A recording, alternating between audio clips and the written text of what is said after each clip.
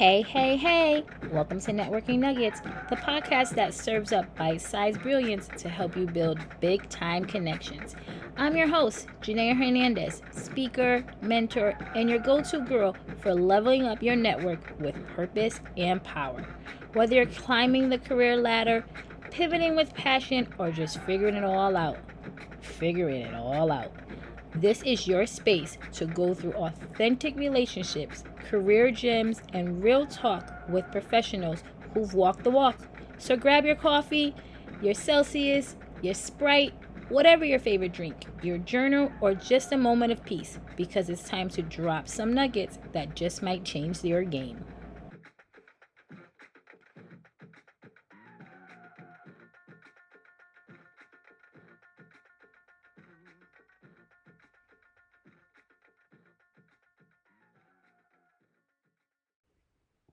Hello, everyone, and welcome to another episode of Networking Nuggets. I'm your host, Janaya Hernandez, and today we're diving into the topic of empowering connections, rising the ladder of excellence. And believe me when I tell you, we have the perfect guest for today's topic. She's going to try to be shy. I'm not going to let her do it. So she already knows. We've already had our pep talk. And I am going to turn it over to our guest. Welcome. Introduce yourself. Good morning. My name is Daileann Hemmings. I am the System Director for Maternal Health Equity at Hartford Healthcare. And I am so happy to be here. Thank you, Janaya.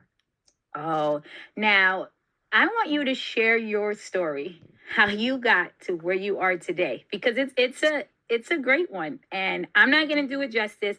And when I told our networking BFFs, I'm going to pull it out of you this morning. So bring us on your journey. Where did you start, and how did you get to where you are today? You know, it's so funny you would ask me this. My daughter literally asked me this morning, like, Mommy, how did you decide to become a nurse? And I'm like, really? What prompted that question? She didn't really have an answer. She's 9 years old and was just like, I don't know. And I said, okay. I said, well, Mima, which is what she calls her grandmother, my mom, Mima went and got her CNA while I was a little girl. And I was Mima's patient. She would come home and she'd practice all the time. And I got to see, what that looked like with her doing that. And I was like, I want to do something like that, but with like mommies and babies. That was like always my thing. And so I ended up going to a nursing school, or a school, I should say, that is focused on health sciences, because I was raised in Brooklyn, New York. So in Brooklyn, wait, hold on. You're from Brooklyn? Brooklyn, yes. Well, shout out to NY, because I did not know that. I'm learning. I'm sitting here. I'm learning. Go ahead. Continue. Yes. You supposed to be right there. I didn't know that. I was raised in Brooklyn. That's after coming from Jamaica. But I only spent 2 years in Jamaica, right? So I was a little baby, came to Brooklyn and went to Clara Barton High School. And ended up getting into more health science things, being exposed there. And while in high school, I came to Connecticut. My parents relocated to East Hartford, and so I went to East Hartford High School, where I was able to get into an allied health program. So the great thing about the program was not only did it allow me to get college credits, it also allowed me to get my CNA while in high school. Wow. I like programs. I love programs like that. Like love. I do too. So it's like, okay, this is great. I'm able to at least be exposed to this. And I ended up going to Hartford Hospital. After I'd already earned my CNA, I went to Hartford because I was doing a medical terminology course. And there I was able to sit with Gina Edwards and Kenyatta Lewis at the front desk. And they were the ones who actually encouraged me to apply for a position at Hartford as a CNA. Wow. And I was like, really? You think I'd get it? Because they were on the postpartum unit. And I'm like, okay, I'll try. Sure enough, I did, and I got it. And I did a hearing test and a blood test called PKU on babies. And I enjoyed it. And I was like, okay, I really like this. And I got the chance to really be around nurses. And, I was all strategic kind of in the way that I did my hearing test at PKU. For any nurse that was ever in the nursery with me, they kind of saw how I laid out my work and did that. Mhm. And I was fortunate while pursuing my RN at Capital. And I always give a shout out to Capital because it's where I started when it came on to college. Wow. And I think that there's sometimes this energy that individuals who uh, go to a 2-year college that they get that's not always positive. Oh, I came across some of the most fantastic people going to Capital, ended up having a nice little study group and everything that has done amazingly well. So, while being there, I earned the RN. I was able to actually train on the same unit, which is not common. Usually, where you work is not where they would want you while going through school to get training. But I was able to do that while pursuing the RN, and it worked for me. And the nurses were so supportive, and they'll pull me into things and say, look at this. And if something was different, so it was a great culture to even learn in on postpartum bliss 6 at that time with the support of the team that was there. After that, I earned my bachelor's at the University of Hartford, and it was always my goal to do travel nursing. wow. So I did that for a little while. I was like, if there's no reason for me to be tied here, I want to be able to see the country. I hear Yes. you. I am listening. I hear you. That's right. I know.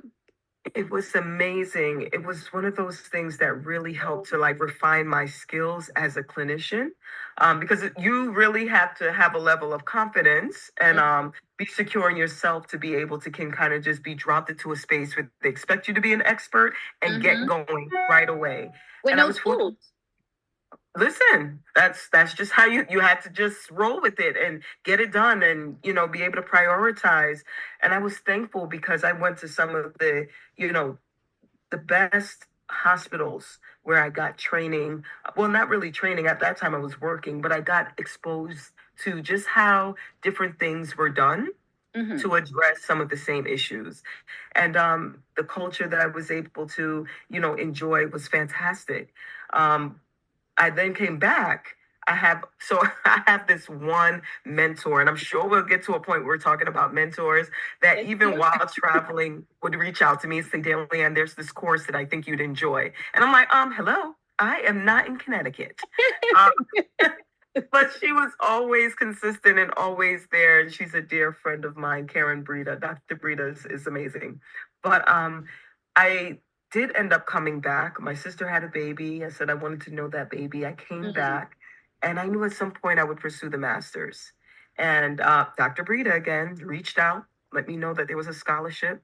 And I pursued my master's in Wow. community and public health at the University of Hartford and got the opportunity to study abroad in Australia.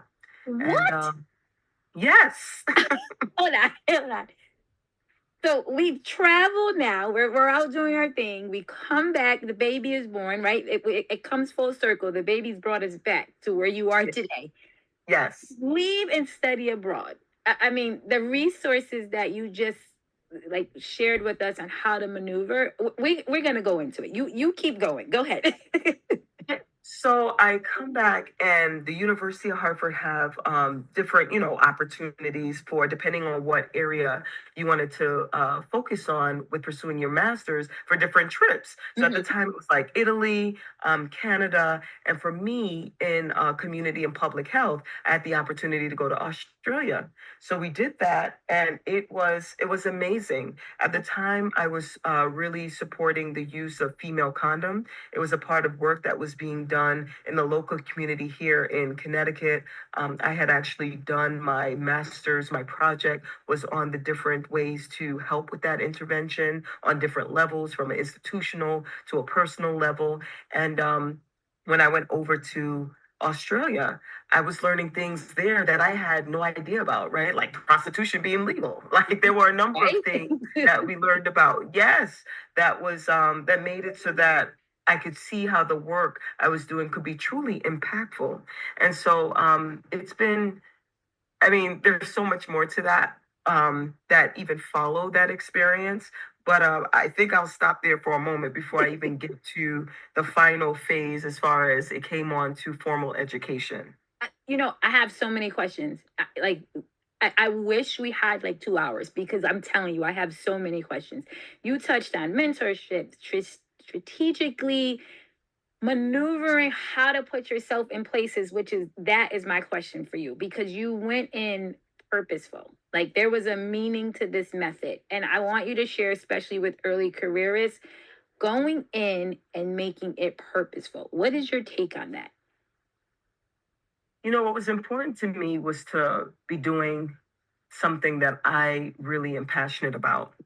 For anyone who knows me, they know that when I start talking about maternal health, Mhm. it's something that I kind of live, breathe, and eat. It's my thing. It is what I feel is my calling. And it's so I'm extremely passionate about it, which also means that the work and the energy that I put into it, I feel is like endless, right? And so with being strategic and being in places, honestly, I followed the opportunity to do something different. Um, I think sometimes people get nervous when doing something different.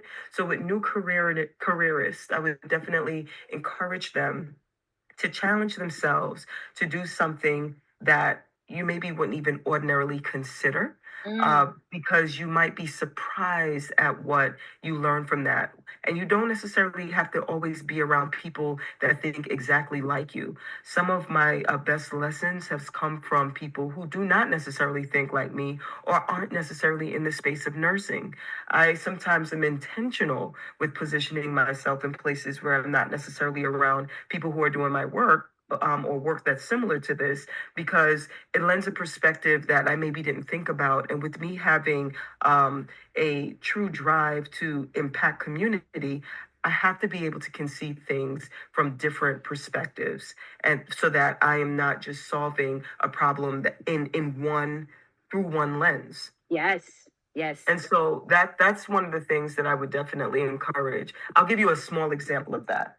Every year, Hartford Healthcare does this healthcare mission, Mhm. right? And all across the state, they're providing support. We're providing support to as many families that would come, from like distributing glasses to like shoes, screenings, all kinds of things. Now you can get to choose what group. Oftentimes you can choose what group you'd like to be with. Now Mhm. most people would think that the default area I would be in would be women's health, but the Yes. last couple years I was in coats. Yes, What? coats distribution. Wait. Right, right. Coats. Like you had a choice, they gave you a choice, and granted, not everyone gets the choice that they choose, but I was fortunate that I did, and I was in coats.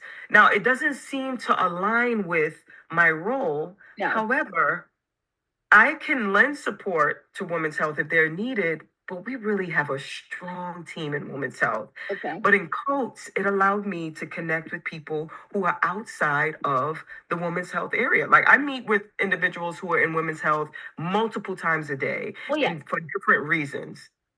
But in Coats, there are people who I'm connecting with that are in facilities, that are in finance, that are in all these different areas, which in some ways help to support the work that I do. So I intentionally do things like that to gain access to knowledge outside of what I would normally encounter. So I'm again, here we go. I knew we were going. Didn't I say this morning we were going on a journey? I knew you was going to take me on a journey. And that's why I said you are the right person for this topic. So I've heard keywords intentional, and I speak of it often to I call my friends networking BFFs because we're a group, we're a community, right? This is what you do. That word to me always triggers networking, right? I feel like it's hand in hand. I need more. Like you're intentionally putting yourself in spaces that you typically would not be in. And why do you do that? Is that your networking like niche? Is that how you form connections? Like break it down. I need to know. My pen is out, my paper is ready. Go. For me, it's sometimes when you do things the extremely easy route or what seems safe and comfortable is not where you gain the most experience or you gain the most insight. I don't do not feel that I serve the community well if I have one way of thinking only and I'm not understanding others' perspectives and thoughts. So for me, I am positioning myself in places that I maybe wouldn't commonly go. And sometimes it's not people who I would normally see that I'm, most comfortable with that speak, it could be finance, right? That they're Yes. speaking about. That's not a fluid language for me. But For because many. it's not, For many. right, exactly. But because it's not, then it's like, okay, well, there's, even if I don't understand everything that's being said, it's possible I can take away. I'm with people that are doing it day in and day out. And oftentimes it's said that when people are doing their work and they're able to even give you the information as if they were saying it to a child, right? It Right. lets you know that they have extreme mastery of that topic. And so if I'm around these people who know this information inside out, though I may not understand it to the degree in which they speak it, amongst their colleagues, I'm sure that they're able to break down some pieces that could be something that I can take away from that. So yeah, I do network and I do go into those spaces, and I do be sure to carry my business cards, and I do feel comfortable in introducing myself as Daileann Hemmings. And given what space I'm in, I may introduce myself as Dr. Hemmings as well. Let's And talk about it. Let's talk about it. yeah, Right? yeah, absolutely. Uh, Again, you're going to be a part two. just you're because your journey just speaks so much value. It's inspirational for just young ladies, not even just young ladies. Let me take that back. For many who are very scared to start entry level and climb the ladder strategically. You started out as a CNA and went all the way to becoming Dr. Hemmings. So I just, your thoughts on how you actually plan these out. Like when you are sitting down and making your notes and intentionally, like, I'm networking here. When we have this huge event, I'm going to Coats because I need to speak to a variety of people. What are some tips you can share with us who are trying to get up that ladder and just say, these are what you need in your bucket? Like, how do we summarize it? Is my question. Well, I have been fortunate to have really supportive people in my corner. Mm. And that's something that I don't take for granted. I think some people might, but I don't.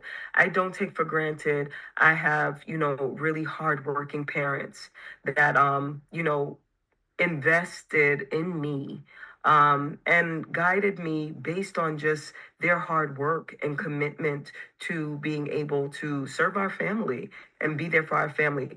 So I have that. And with them, I also have the fact that they're like, whatever you want to do, right? There was never this idea that you had to do something. You just had to do whatever it was well. Mm-hmm. Bring your full self, and you be sure to be proud of it as well, whatever it is that you're going to do. Quite frankly, my parents, I think, were startled even when I decided to pursue my doctorate. They're like, you're going back to what? And I mean, it wasn't a bad thing, but they kind of just, were like, okay, if that's what you want to do, however we can help, sure. At this point, right, I have children, which is very different when I was pursuing any of my other degrees. So I'm fortunate to have a really strong network, right? Even from my sister, Cass, that's here, that, will watch children from time to time or keep them busy while I was in school. Or even the one, my sister, Shady Ann, she's in Jamaica, but she's visited and she's been able to even lend support when I was writing papers and things like that. So I have a village, and I'm grateful for my village. And I mentioned my mentor earlier, but she's one of quite a few who've been supportive. It's hard for me to name them all now because I'm sure I missed someone, but I have people who I really believe have my best interest at heart. And that's important because those are the people that you go back to when you are uncertain of your next move. And when you know that they're looking out for you, not only will they give you great advice, they'll allow for you to not fall into those, pitfalls that maybe they experienced that had to crawl out of. They'll love you enough to pour into you and serve as a sponsor. And Mm, a lot of people don't understand the difference mentor sponsor, but they are ones that will call your name in a room knowing that, you would be able to show up and deliver in a way that is needed in yeah. order for what it is that needs to be executed to be done, but not only just done, but done well. So I think that that's a really important piece. I think another thing that I would encourage young careerists to understand is knowing when to step away from people who Mm, are not completely in support of what you're doing. You see, that friend that when you can't hang out and you're like, no, I have to study, and instead say, well, get your study in, I'll be here, is the one to make you feel bad that you want to study. mm, That might be the person, that is the person that you want to think about, maybe not spending so much time with, yes. because the level of selfishness that you can tell sometimes people have when they make something that is really not that heavily important about them Mm. now, right? And it's like they're We're not doing it. We're looking doing at. it today, guys. We're doing it today. Go ahead. Go ahead. I'm telling you, they're not looking at necessarily what is in the best interest for you. And that's what you need in that time is, right? Those that is going to understand that you may not be able to show up in the same way that you did before, but you don't love them any less. It's just when thinking about capacity, you only have the ability to do but so much. And so I think you need to have real people in your life that's going to be like, all right, I know I haven't seen you in a while, and is willing to text, are you good? And you can text back, I'm good. And they know that you are still in a great place. I have a really good friend that I had an assignment while going through school. And I was like, oh my goodness, how am I supposed to do this recording? I need to do this video. I need to do this, that, and the other thing. And, I shared that with her. She listened. And next thing you know, a box showed up at the door. It was an Amazon box with basically equipment that would allow me to do what needs to be. I didn't ask her. I didn't tell her that. Nothing, but she knew that's what I needed. And so she sent it to me quietly. Mm, And it was just like, this is the kind of people I need in my space. It's my children's godmother, and she's a wonderful person. And those are the kind of people that I try to circle myself around. But what that also meant was there were some people that I kind of had to distance myself. It's not that if I were to mhm. see them, we wouldn't have a great exchange or interaction. It's just I knew that for what I needed, I had to somehow separate, a little bit. Ah, And it's hard. It can be really hard. yes, it is. Yes, yes. Because you want to be, you know, it's just human nature not to be disliked. And sometimes saying no can get you the dislike. And especially now with social media and everything that's happening in the world, being disliked is very difficult. To piggyback on dislike, I think piece of it is also how one defines quote unquote loyalty. Mm, I think sometimes as we grow, we feel that we are being loyal by staying attached to things that aren't really healthy for us. And by healthy, I mean it's not feeding into us in a way that really can help grow. And granted, this should be a reciprocal kind of situation, right? In friendship, in any relationship, you pour into me, I pour into you, we help each other because there are things in this world, in this life that will just take from. So if you don't have the healthy relationships that can pour in, you then will be just completely, completely left with void, with yeah. nothing to really give. And then at that point, what do you do? Yes. So it's important for you to surround yourself around people who are able to pour in. And sometimes the pour in is the ability to watch the Golden Girls together and just laugh, right? It doesn't, the Yes. pour in doesn't always have to be this philosophical, really deep, kind of pouring in where you're digging into the depths of, any type of trauma or anything. Like, okay, I'm not talking about all of that stuff. I'm talking about that person or those people that understand in that moment what you may need to help you through. Ah, you, I told you you were going to be a part two. Didn't I let you know from the beginning. I appreciate you so. But before we go, we play this game here on Networking Nuggets, and it's called Toolbox or Trash. And I give you some items, and it's, you know what, Janaya, I'm gonna keep that in my toolbox. You know, it's necessary. I can pull that out every now and then. Or you know what, Janaya, that is trash. We are letting that go in 2025 and beyond. So my subject for you, and you touched on it a little bit. We didn't go into it, so I kind of think what you'll say, and it's an advisory board. And some people don't know what that means. So real quick, I'll let you. What is your definition of an advisory board, and where are you placing it currently?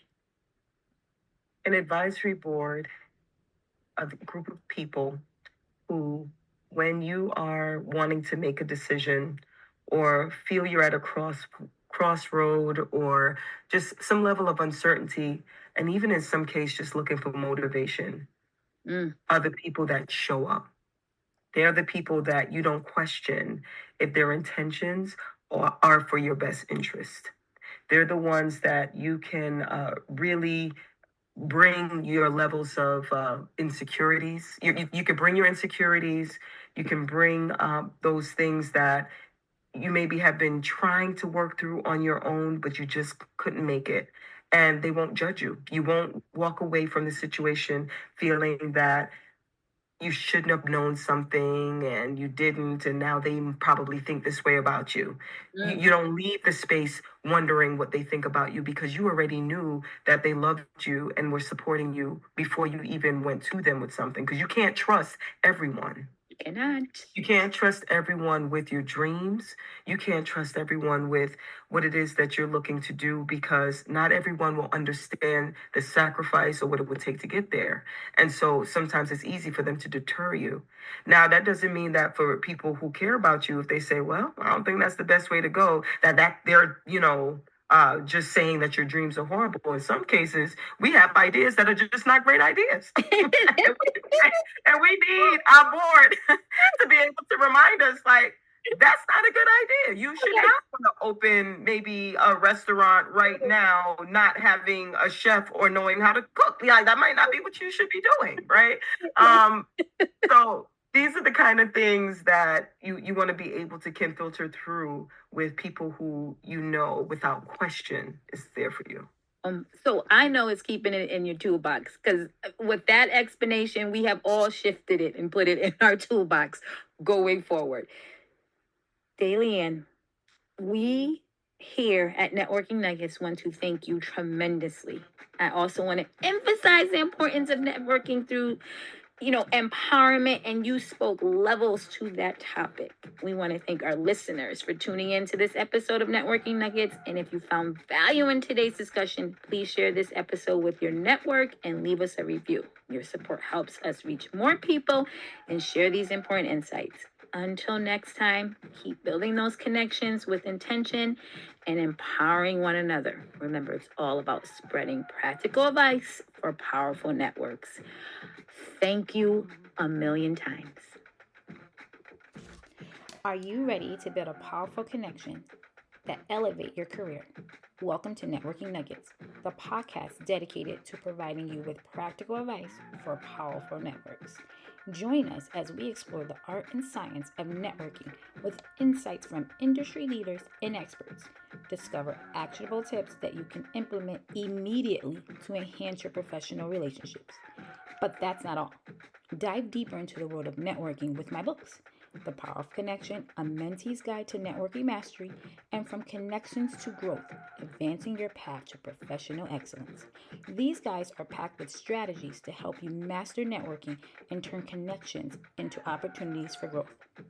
Tune in to Networking Nuggets for your weekly dose of networking wisdom. Whether you're just starting out or looking to refine your skills, we've got you covered. Subscribe now on your favorite podcast platform and take the first step towards building your powerful network today.